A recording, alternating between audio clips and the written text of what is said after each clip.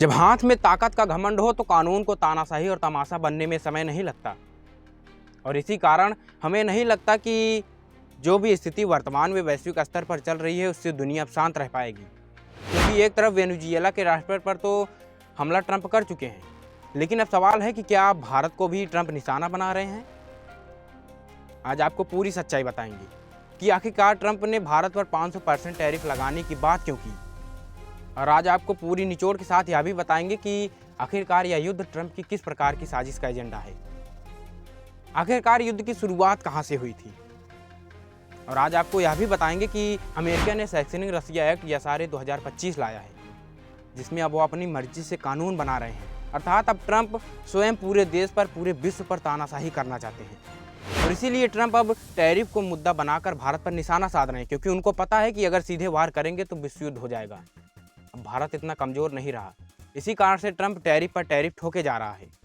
सबसे पहले खबर जान लेते हैं, जिसमें दरअसल अमेरिका के राष्ट्रपति डोनाल्ड ट्रंप ने रूस के खिलाफ कड़े प्रतिबंधों से जुड़े एक बिल को मंजूरी दे दी है, जिसमें भारत, चीन और ब्राजील पर 500% तक टैरिफ लगाने का प्रावधान है।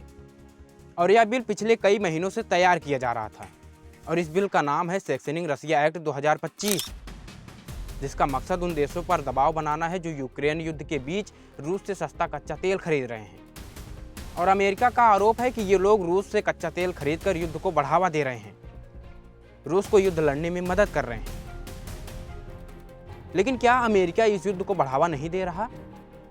अमेरिका रूस को स्वयं भी तो युद्ध में लड़ने के लिए मदद कर रहा है, क्योंकि रसिया और यूक्रेन का युद्ध शुरू होता है 24 फरवरी 2022 को।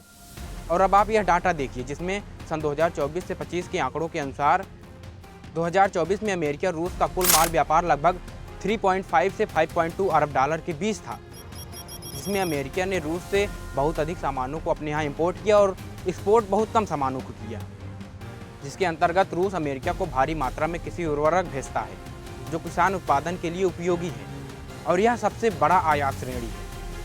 इसके साथ अमेरिका रूसी पैलेडियम, कीमती धातु, मोती रत्न आज भी खरीदता है। अमेरिका के लिए रूस से रासायनिक तत्व, रेडियोधर्मी सामग्री और अन्य रसायन आते हैं, जिनका प्रयोग विशेषकर तकनीक उद्योग में होता है। कुछ यूरेनियम या प्लूटोनियम जैसे न्यूक्लियर इनपुट्स भी अमेरिका में आते हैं, जो ऊर्जा उद्योग के लिए महत्वपूर्ण है। क्या हुआ, कुछ समझ रहे हैं? अब आप बताइए कि युद्ध लड़ने में क्या आप मदद नहीं कर रहे?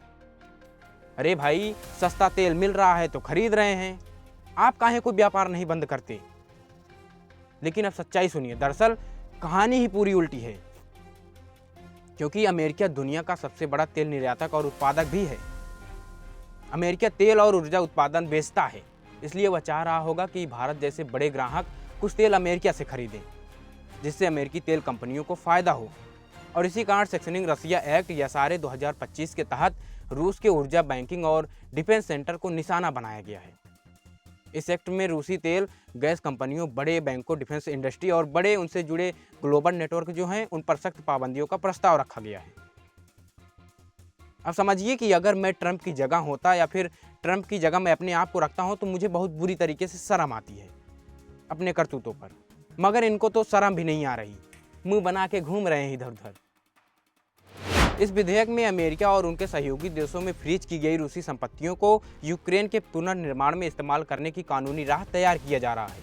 इससे युद्ध के नुकसान की भरपाई की जाएगी। मगर एक सवाल तो है अमेरिका से अब, कि रूस यूक्रेन का युद्ध अनावश्यक या फिर भूमि विवाद के कारण तो नहीं हो रहा, बल्कि अमेरिका द्वारा यूक्रेन में अपना अड्डा बनाने के कारण हो रहा है। क्योंकि अगर यूक्रेन नाटो में चला जाता है तो अमेरिका रसिया के बॉर्डर पर अपने हथियार और सैनिक को ले जाता, और यह रूस की सुरक्षा के लिए खतरा था, और इसी कारण यह युद्ध हुआ। अब इसमें गलती किसकी है, अमेरिका, यूक्रेन की या फिर रसिया की? दरअसल अमेरिका पक्षपात कर रहा है, सही बात तो यही है। आज भी वह चाह रहा है कि यूक्रेन पर हमला बंद हो और पुनः अमेरिका यूक्रेन पर साजिशों का एजेंडा रूस के खिलाफ खड़ा करे। और इसी कारण भारत, चीन और ब्राजील को 500% की टैरिफ की खाई में ढकेलकर रूस को कमजोर करने की साजिश में है अमेरिका। क्योंकि शीत युद्ध से ही अमेरिका और रूस एक दूसरे के विरोधी रहे हैं, और इसी कारण यूक्रेन इस लड़ाई में मोहरा बन गया है। लेकिन अब हम सबसे बड़ी बात पर चर्चा करने वाले हैं, सुनिए ध्यान से। दरअसल रूस पर प्रतिबंध लगाने के लिए जारी किए गए ट्रंप के कार्यकारी आदेशों को यह सारे सैंक्शनिंग रसिया एक्ट 2025 के जरिए कानून में बदल दिया जाएगा। अर्थात जो डोनाल्ड ट्रंप कहेंगे अब वह आदेश नहीं बल्कि कानून होगा।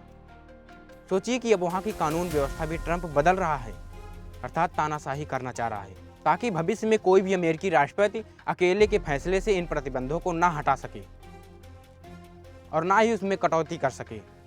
और अगर भविष्य में किसी भी प्रकार की छूट या राहत देनी भी हो तो उससे पहले ट्रंप की पार्टी से मंजूरी लेनी पड़े। सोचिए अब ट्रंप मनमानी करेगा, मगर अब सवाल आपसे है और आपको जवाब भी देना पड़ेगा कि क्या भारत सही कर रहा है या फिर गलत, क्योंकि अब लगता है कि ट्रंप पागलपन का शिकार बन रहे हैं। और ट्रंप की इसी पागलपन और लालच के चक्कर में वेनेजुएला के राष्ट्रपति अभी एक जेल की अंधेरी साए में शांत बैठे हैं। और सवाल यह है कि क्या अगला निशाना भारत है? सोचिएगा और जवाब दीजिएगा कमेंट में। और बाकी तो हम अपडेट लाते रहेंगे, लेकिन उसके लिए आप जुड़िए हमारे चैनल के साथ, सब्सक्राइब करिएगा, फॉलो करिएगा। पुनः मिलते हैं। जय हिंद, जय भारत, नमस्कार।